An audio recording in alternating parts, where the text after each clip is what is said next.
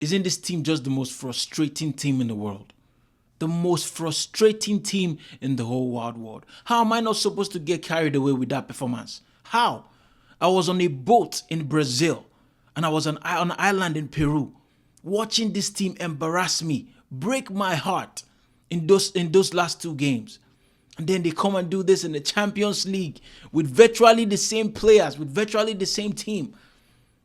And I can't even be overjoyed because there's a temptation to get carried away. Have they figured it out? Maybe they needed a couple games to get the Merino system, all together.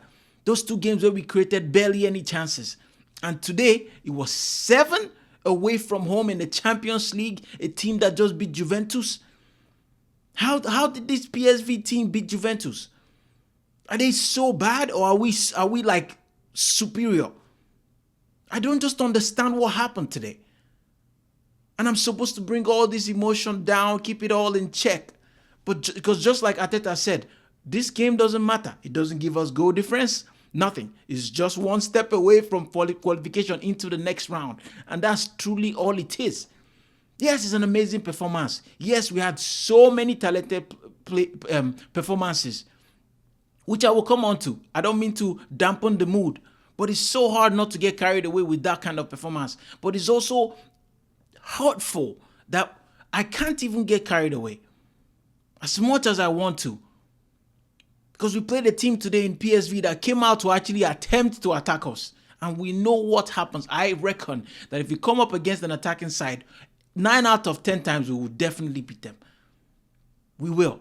We struggle when teams try to defend against us and do that low block and do it well. The Newcastles, the Aston Villas, the Nottingham Forest, the Evertons this season. We saw that all through all the time in this whole season. We don't struggle against teams that can actually, attack or attempt to attack. So as much as I love this result, as much as I'm so excited that we are through to the next round, unless something ridiculous happens, the PSV will have to go to the Emirates and beat us by more than 6 goals to qualify, or beat us by exactly 6 goals and beat us on penalties. That's not going to happen. That would be the ultimate capitulation, but it's not going to happen. So I'm happy we're through. But it's just one game. Next round, none of this will matter. And I'm happy that Arteta knows this, and I hope he drills it into the boys. But what a performance from the team today. What a performance from every single person, even Miles Lewis Kelly. I work in production. I'm a cameraman. I've worked in a lot of every department in the film world. I was happy to have a director of photography give me some important correction, but he wasn't able to give me that correction until I made a grave mistake on set. A very deep mistake that most people will not recover from. But I was able to recover from that. This was like 2 years ago. But do you know what he told me? It's a good thing you've made this mistake because it means you'll never make it again. That's exactly how I felt about Miles Lewis Kelly getting sent off against West Ham. But come today, we were lucky to still be 11 men, in my opinion. In my opinion, he could have been sent off. We've seen those given. You don't go lunging in when you're on a yellow. Miles Lewis Kelly. But I know you're young, but you have to learn from that mistake. And he was hooked off in the first half with no complaints because he understood Arteta was not trying to risk anything. Hooked him off. We go again next game. Game was almost done at that point anyways. It was only 2-0, but I think we all knew that it was, we're heading towards the right direction. That game would have been different if he got sent off. It could have been. But I'm happy the referee used some sort of common sense. The same common sense we Arsenal fans hoped the referee against Barcelona in that final where Almunia got sent off used. We were hoping that was the same common sense, but we got lucky today, in my opinion. And I'm happy. And I really hope that this is it for Miles Lewis Kelly. You can't be going in and making rash challenges. You can't be making challenges, especially when you're on a yellow card. Because these referees have itchy fingers and they want to get everybody sent off. But he still had a good game, providing a wonderful assist to Ethan Nwaneri, our young academy boys, creating that goal all by themselves. The picture that they took after, just reminiscent of Saka and Emil Smith-Rowe, Haaland boys, Haaland graduates. It was beautiful to see. It's beautiful to see the quality in these players. And even more impressive, their confidence. The confidence in just themselves, in their ability, and in what Mikel Arteta, the manager, is telling them to go out there to do. was brilliant today. We had 6 different goal scorers out of 7 goals. 6 different. What other team does that? But this is not to say we don't need a striker. I need a striker who's going to get me 30 goals a season. This is not what I'm saying, just in case people want to come for me. Everybody played well. Miles Lewis-Kelly was outstanding today. Declan Rice, I thought, was outstanding. Gabriel, I'm so used to not giving credit anymore because it just seems to be his normal way now. He's absolutely solid at the back. This whole season, best defender in my opinion. Better than Saliba this season. Not that Saliba has been bad, but Gabriel has barely made any errors. Wonderful today. Raya as well, doing his thing. This whole game could have been different if we didn't get lucky in that first opportunity that PSV had. We had an earlier one, we didn't, take it. Declan Rice scored, it was offside, and then they had a very close opportunity to score, but they missed. And then we just took the lead and we never looked back because our players believed in the mission. And after we got that first goal, we forced PSV to even come out more and attack. And we just picked them off. It was beautiful to see. I kind of felt bad for them. That second half, they made an early change as soon as the second half started, expecting that something would change for them, but it wasn't meant to be. Quick fire, bang, bang, 2 goals. Deflated them. You could just see the air, the hope that they had just, leaving their soul. They panned to the coach, and he was like, all the plans changed. And that's credit to Mikel Arteta. He told them that this was what was going to happen and they will be most vulnerable right after the second half starts. And we need to capitalize. And, credit to the boys. They did, and did they capitalize exquisitely. 7 goals away from home in Champions League. Our biggest ever away victory. Ever. I think the closest that we ever had prior to this was the Inter Milan one, 5-1. Incredible. I was so young, I don't even remember that game. But I know that was a great victory for us. People will say it's only PSV. They have a great record at home this season. We're a good team. We're a proper team.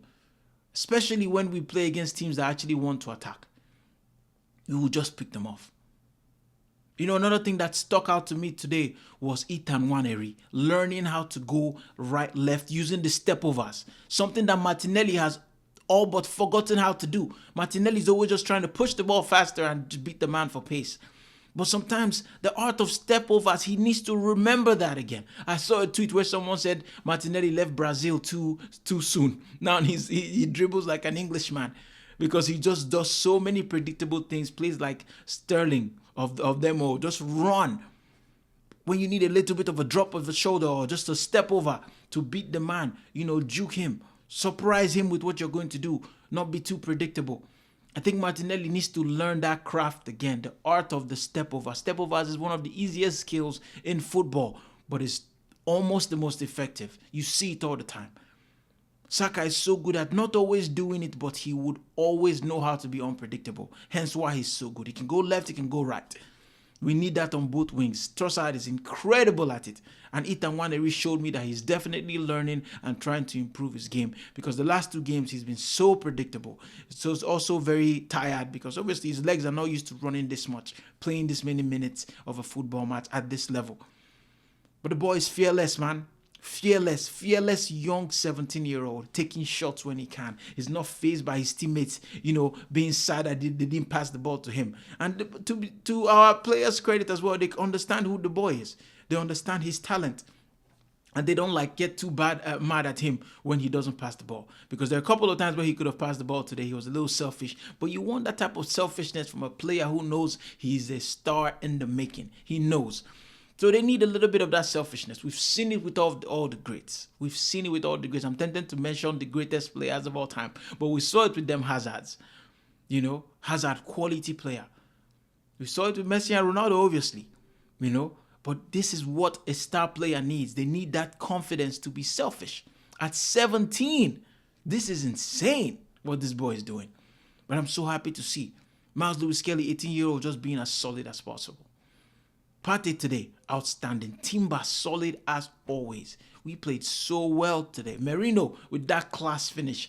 I was talking to my brother and I was saying if Hazard had the finishing quality of Merino, he would be a top striker. But I guess you can't have it all. You can't have all that work ethic and have that finishing as well. Or maybe you do. I can actually list a couple strikers that have all of that in the bag. But it's rare to see these days. Number 9s are very scarce. unless you're, even think about the top scorers. Salah, winger. You know, Harry Kane, maybe he has that finishing ability, probably. But it's an art that kind of has gone with the old school strikers, the legends of old. Anyway, let me know your thoughts about this game, about this video. Let me know your thoughts about everything I said.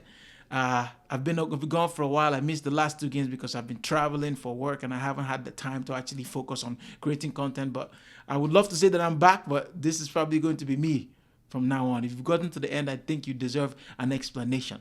I appreciate you guys for always sticking with me. Leave a comment, like this video. If you're new here, please consider subscribing. It truly help push this channel and video out to more people who like it.